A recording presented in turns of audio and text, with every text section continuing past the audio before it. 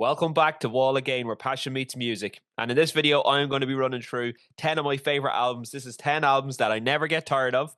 And this is inspired by Cody Brockway from Brockway Vinyl Bites. He had a video out like this, and I thought it was a great idea. And I decided to jump on that and do a video of my own. So you should definitely check out Cody Brockway's channel, Brockway's Vinyl Bites. He does great gig reviews, album rankings, band rankings, all that good stuff. So go check his channel out if you get a chance. And without further ado, we'll kick straight into my top 10. So this is in no particular order. This is 10 albums that I never get tired of. First one here is Rush 2112. I spoke about this album many times on the channel. I absolutely adore this album. Progressive rock band from Canada, of course. Rush were formed in the early 1970s, and this is their fourth studio album, I believe. As you can see, this version here, it's a double CD version, but one of them is actually 5.1 stereo surround sound. So, yeah, I can't play that at the moment because I don't have the system, but when I do, I surely will play that. Standout tracks on this, the title track 2112, it's got about 7 different parts on it. They all mesh into each other. There's about 21 minutes of music, and it was one side of music for the old vinyl. A Passage to Bangkok is another great song. And then, of course, it ends with Something for Nothing, which is, in my opinion, one of Rush's best songs. Okay, next one on the list here is the Beatles' Abbey Road. I could have picked many different Beatles albums, but I decided to go with this one.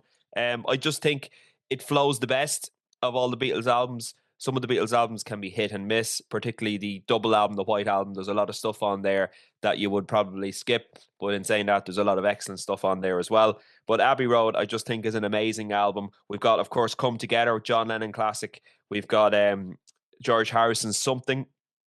And then we've got Ringo Starr's Octopus's Garden. And there's a lot on here from Paul McCartney, including Oh Darling, and I think the whole medley section of Me, Mr. Mustard, Paula Team Ham, She Came in Through the Bathroom Window. I think all of that was Paul's idea. So yeah, I absolutely adore this album. I think it's amazing, and no skip tracks on this one, to be honest. Next one I have is AC/DC's Back in Black. This is an absolute classic album. Love it. No skips on this. Again, this is produced by Mutt Lange. It was the first album with Brian Johnson after Bon Scott had passed away. So very significant album.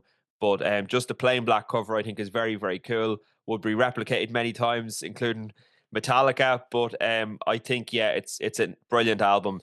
It's, of course, got Hell's Bells and Shoot the Thrill, which are still live songs that they play in their set these days. It's got Back in Black, of course, You Shook Me All That Long. But even some of the deeper cuts like Rock and Roll, Ain't Noise Pollution, Have a Drink on Me, and Giving the Dog a Bone. These are all great songs, great riffs, and it's just AC/DC at their absolute best. And unfortunately, Brian Johnson would never reach the highs again as he did with this album. Next on my list is Nirvana's Nevermind, one of my favorite albums. I absolutely love this one. Of course, released in 1991 from the Seattle grunge band Nirvana. This is the first album that Dave Grohl appears on as a full studio album. 12 songs in total on the album, but so many classics and so many hits. This album is one of those albums that kicks off straight off the bat with 5 top-notch songs. So Smells Like Teen Spirit, In Bloom, Come As You Are, Breed, and Lithium. Absolutely knocks it out of the park. But the rest of the album is very, very strong. And that's why this album is so great. It's not just the hits, it's also the deeper cuts as well. Produced, of course, by Butch Vig. This album is amazing, and there's not really a month that goes by that I don't listen to this album. Sticking with Seattle and sticking with grunge, we have Pearl Jam's 10. Another fantastic album by a band from Seattle. And again, this one kind of has 5, 6 songs that kick off as the album is put on, and they're all perfect. You've got Once, Even Flow, Alive, Why Go, and Black. And then that's followed by Jeremy. So, of course, plenty of hits on this album, but there's also deeper cuts there that are fantastic, like Porch, Oceans, Garden. To be honest with you, there's not a bad song on this album. I think it's stellar from start to finish. Of course, it was produced by Rick Parashar, and he decided to go with a very heavily reverbed sound, and it sounded kind of classic rock. It was harking back to the 1970s. I think it's a great album. I think it's a great classic rock album. Would you call it a grunge album? Maybe it's coming from Seattle. It's that kind of geography, but I don't know if I would call it a full-on grunge album, maybe as some of the other ones are. Okay, sticking with Seattle, we have Soundgarden, Super Unknown. This is a brilliant album. Again, it's got loads of classic tracks on it. My Way, Fell on Black Days, Super Unknown, Black Hole Sun, Spoon Man, The Day I Tried to Live. Just amazing. And also the deeper cuts like the 4th of July, like Suicide, Kickstand, and of course Let Me Drown. The first song was brilliant as well. Of course, Chris Cornell was the frontman of this band, and he was one of the best vocalists of all time, in my opinion. And this album is one of their best albums, and it's definitely one that I listen to very regularly. Okay, moving down to Los Angeles now, and we have Guns N' Roses' Appetite for Destruction. Of course, the debut album from Guns N' Roses, released in 1987.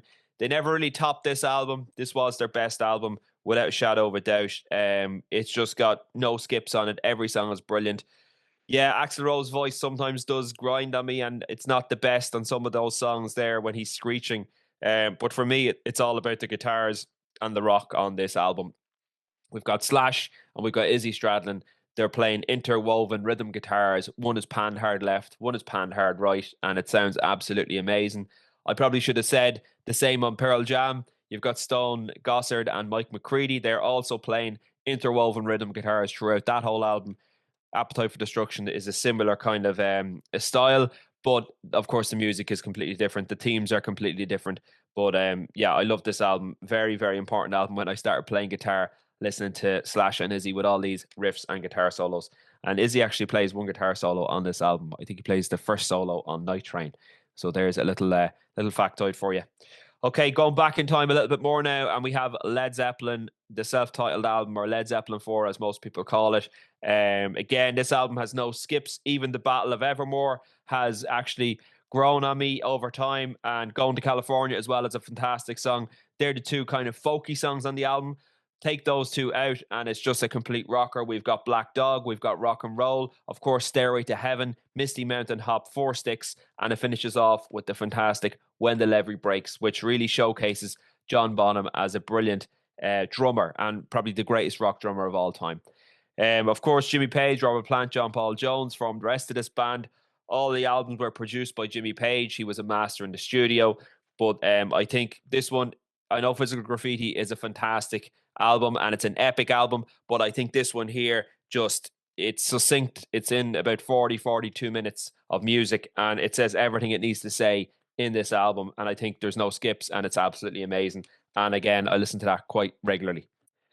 Staying with that era of the 1970s, or going back to the late 1960s, we have Black Sabbath Paranoid. This was the second album by the band. It was based very much on Led Zeppelin style, but taking it more away from folk and into more dark lyrical themes. Of course, we've got War Pigs, Paranoid, and Iron Man on this, but also the deep cuts on this are brilliant. Planet Caravan's a good track. Electric Funeral is brilliant.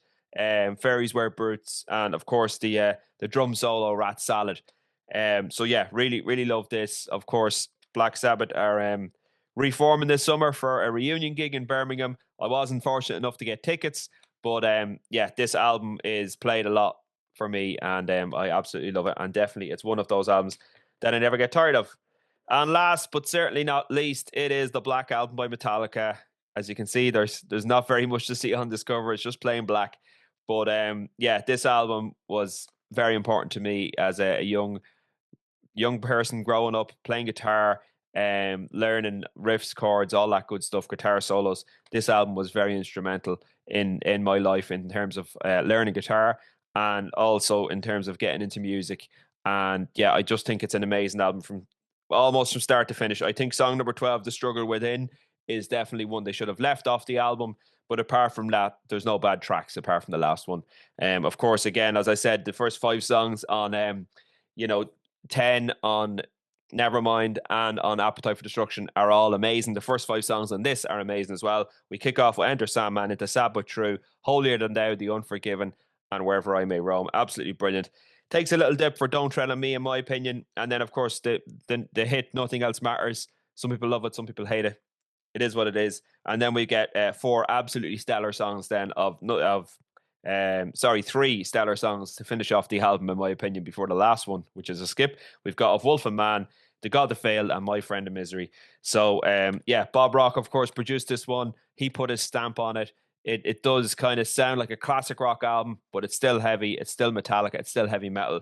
And it certainly, there doesn't be a month that goes by that I don't listen to this album, the Black Album by Metallica. So I hope you enjoyed my review. Please let me know in the comments below what you thought of my top 10, if you would agree or disagree with any of the choices. And also, I would love to hear what your top 10 albums that you never get tired of, that you always stick on, you always go back to, and you just never get sick of them. I would love to hear it in the comments below. So please put your comments below. If you liked this video, hit the like button. And if you could also subscribe, and I will talk to you on the next one. Bye for now.